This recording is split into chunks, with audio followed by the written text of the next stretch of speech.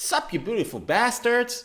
Oh wait, this isn't the Philip DeFranco show, but it is the Game of Conversions Proven Email Breakdown series.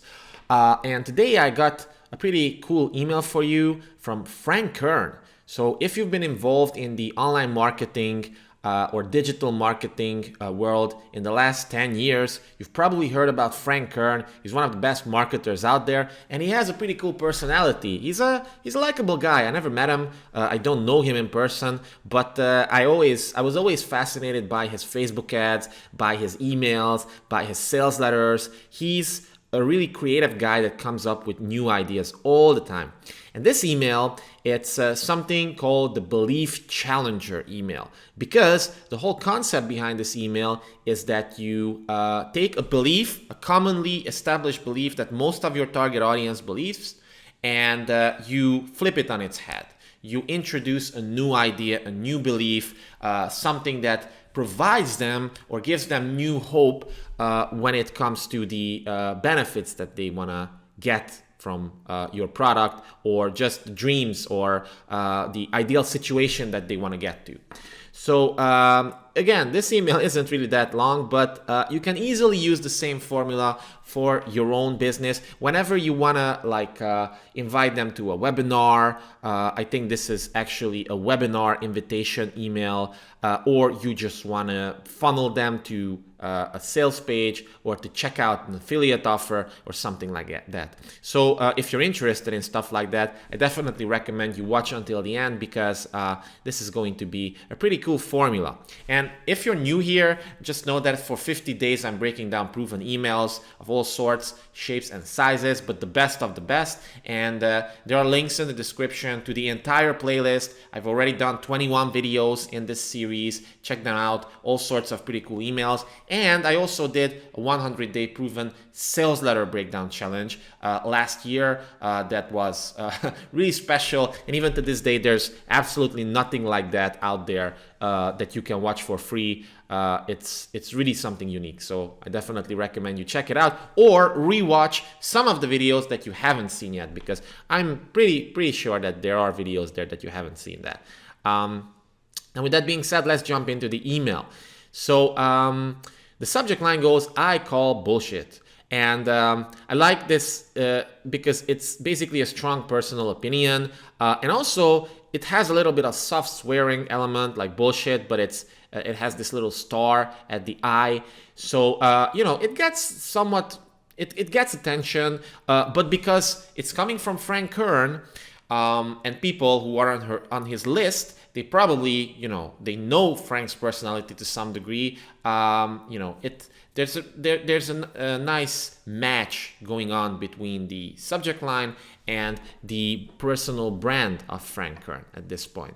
So one thing that's weird here is that the from name, yes, it's Frank Kern, but the from email address, it's news@frankkernhelpdesk.com. I think that's terrible, and I don't know whether that's accidental or Frank is testing some sort of weird new strategy to use an email like this, but I think it's absolutely terrible, because news@frankkernhelpdesk.com, it's definitely not personal at all. And we've seen that in order to be successful with your emails on the long run, it's best to be as personal as possible, because people subscribe to hear from you, not necessarily from a help desk, especially not news help desk or something like that. But this is just my 2 cents.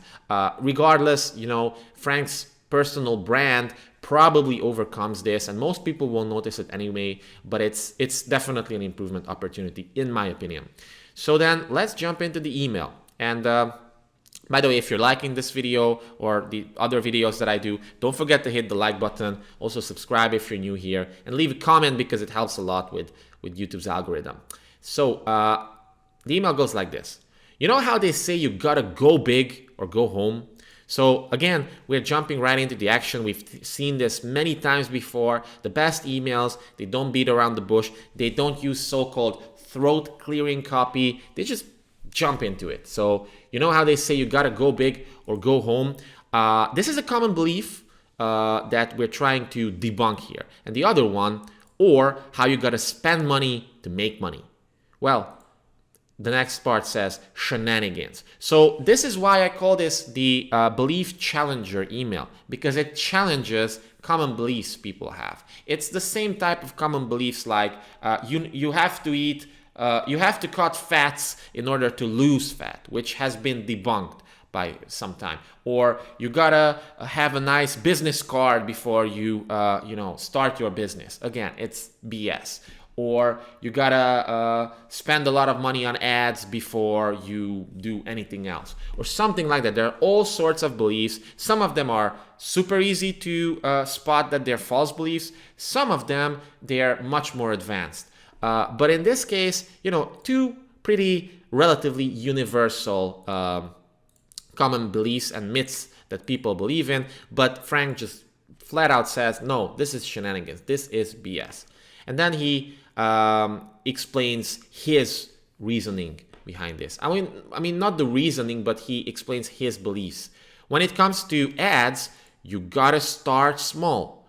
You gotta set everything up so you have as low of a risk as possible. In fact, you need to basically do the opposite of what all the experts say.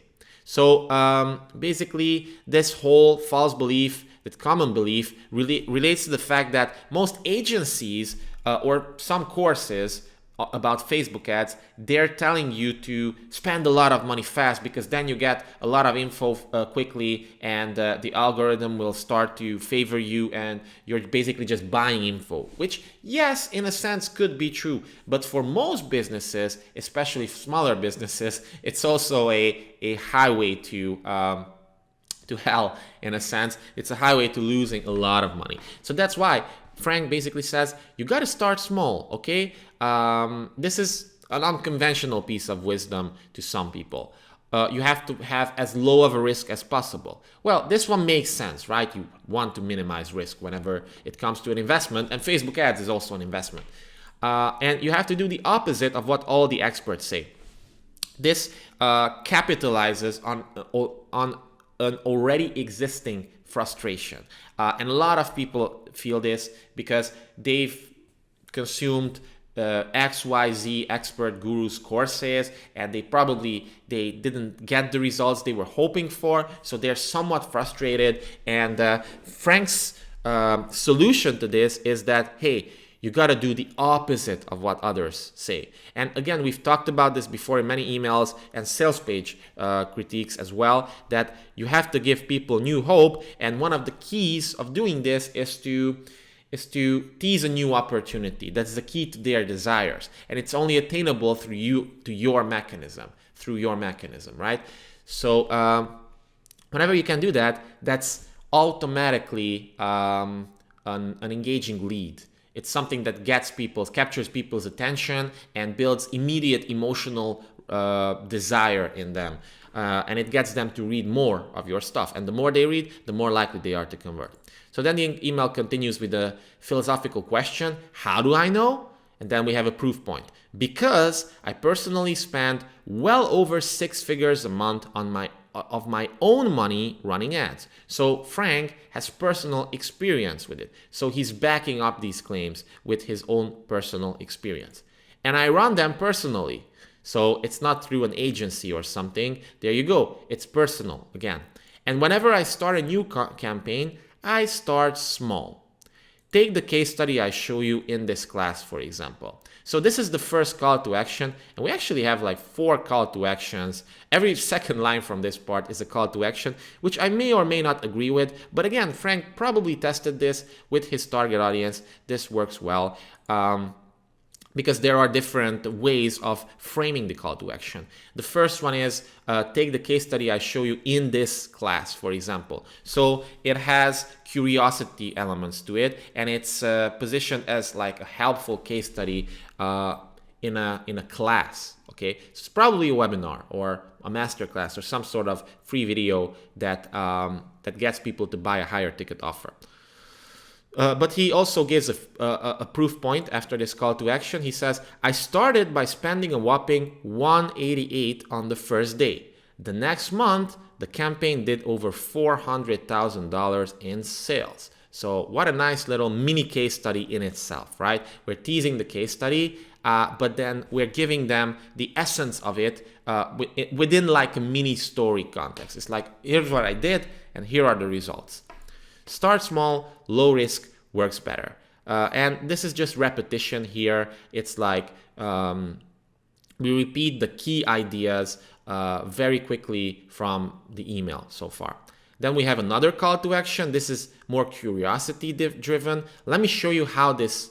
Let me show you how in this on-demand class. Again, on-demand class. It's probably an evergreen webinar or something like that. But let me show you how. You want to discover how? Well, here's how to do it. It's a curiosity-driven call to action. Then we have an objection handling. It's free and there's nothing to sign up for, but your access expires in 4 hours. So it's kind of like an evergreen webinar, but people don't have to sign up for it with their email address. They can just watch it. It's a timed video, and probably at some point there's an offer button that's going to pop up eventually. And I've seen a few marketers do this lately. Rich Schefren also did a version of this with some pretty stellar results, probably because he's Rich Schefren, like he's a genius. Yeah, it's something new, right? That people aren't really used to. And you always have to like come up with something new, because otherwise they just get used to like typical webinar funnels. So it's free and there's nothing to sign up for. Your access expires in 4 hours, so there's quite some strong urgency here. So here's another call to action, a direct command this time. So go here and watch it now, Frank. And then the PS, basically, it just reminds them of the urgency. Your access to watch this for free expires soon. Watch it here or keep risking a bunch of money unnecessarily. So I like this approach because the problem with webinars is that people sign up, but they don't show up. If you have like a 20% show up rate, that's really good. A new way that it seems like a lot of marketers are experimenting with is that they give timed free access to the webinar or masterclass or the free training, because then they have the urgency, they have the extra FOMO that people need to actually consume that content. And the whole thing here revolves around getting people to consume the content, because the more they consume, the more indoctrinated they'll be and the more likely they are to buy. So yeah, that's it for this one. I hope you enjoyed it. It's a really short email, but you can easily use a version of this in your own email campaigns. You just point out 1, 2, 3 common beliefs that people believe. You tease a new one, like, hey, this is not true because you back it up with a proof point, and then you basically just give them a call to action, like a benefit-driven or curiosity-driven call to action, sprinkled in with some urgency or scarcity. And that's it. Voila, you have a pretty high converting email. So hope you enjoyed this. Don't forget to like, subscribe, share this video with someone as well, and leave a comment with your #1 takeaway. I'm really curious. Let me know. It helps get more viewers on the video, because the algorithm thinks that, oh, this is a more valuable video if more people comment. But also I like engaging with my fans, and I respond to pretty much every single comment. So thanks again for watching. See you tomorrow.